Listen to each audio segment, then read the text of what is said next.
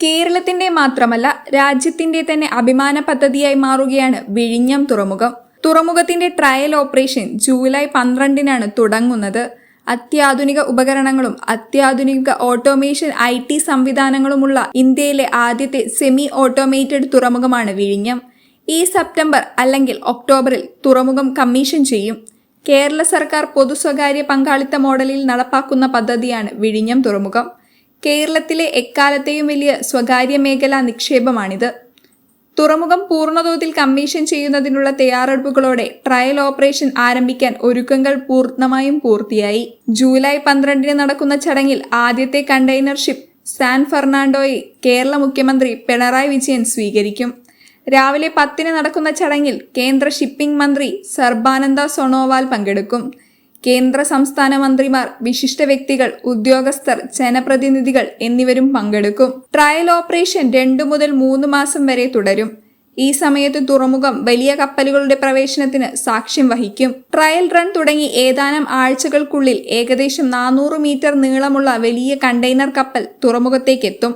തുറമുഖം പൂർണ്ണതോതിൽ കമ്മീഷൻ ചെയ്യുന്നതോടെ ലോകത്തെ മുൻനിര ഷിപ്പിംഗ് കമ്പനികൾ പിന്നാലെ എത്തും. വലിയ കപ്പലുകൾ തുറമുഖത്തേക്ക് കണ്ടെയ്നർ ഇറക്കിയ ശേഷം തുറമുഖം വിട്ടുപോകും. പിന്നീട് ചെറിയ കപ്പലുകൾ വിഴിഞ്ഞത്തെത്തി ഈ കണ്ടെയ്നറുകൾ വിദേശത്തേക്കും രാജ്യത്തിന്റെ വിവിധ തുറമുഖങ്ങളിലേക്കും കൊണ്ടുപോകും. ഇതോടെ വിഴിഞ്ഞം തുറമുഖത്ത് ട്രാൻസ്ഷിപ്മെന്റ് പൂർണ്ണതോതിൽ നടക്കും.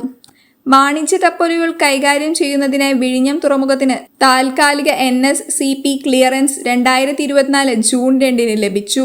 2024 സെപ്റ്റംബർ 30 വരെയാണ് കാലാവധി. കപ്പലുകളുടെയും തുറമുഖ സൗകര്യങ്ങളുടെയും കോഡ് സുരക്ഷയ്ക്കായി port facility international code 2024 April 2-നും ലഭിച്ചു.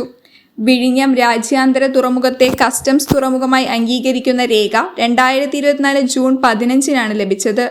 തുടർന്ന് തുറമുഖത്തിന്റെ ലൊക്കേഷൻ കോഡ് ജൂൺ 21-നും ലഭിച്ചു.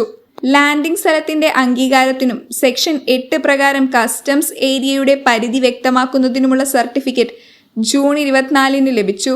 1962 കസ്റ്റംസ് ആക്ടിന്റെ സെക്ഷൻ 45 പ്രകാരം കസ്റ്റംസ് ഏരിയ റെഗുലേഷൻ, 2009 ചരക്ക് കൈകാര്യം ചെയ്യുന്നതിന്റെ റെഗുലേഷൻ 5 പ്രകാരം കസ്റ്റോഡിയൻഷിപ്പ് ജൂൺ 24-നും ലഭിച്ചു. Electronic data interchange custodian code അംഗീകാരത്തിനായി കാത്തിരിക്കുകയാണ്. ഇമിഗ്രേഷൻ ചെക്ക് പോസ്റ്റ് ക്ലിയറൻസിനായും കാത്തിരിക്കുകയാണ്.